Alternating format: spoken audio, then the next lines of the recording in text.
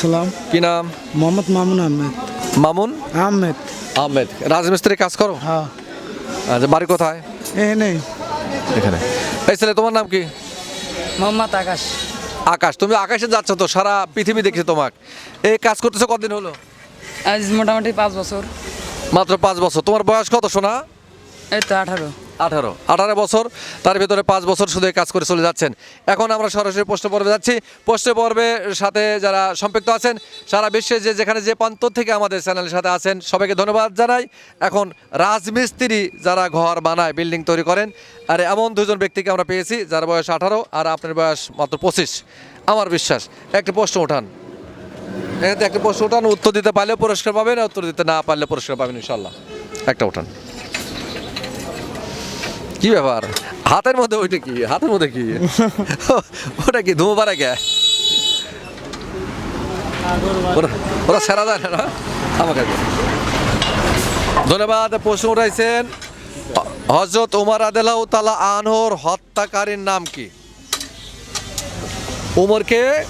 ওমর রাদিয়াল্লাহু তাআলা আনহুকে হত্যা করেছিল কে? হযরত ওমর রাদিয়াল্লাহু তাআলা আনহুকে হত্যা করেছিলেন কে? খুব কঠিন প্রশ্ন হয়েছে, আপনার জন্য জুলুম হয়ে যাবে। আপনি এই প্রশ্নের উত্তর আপনি না দিলে আপনি বলেন যে কলেমা তাইয়্যিবটা বলেন, তাই হবে।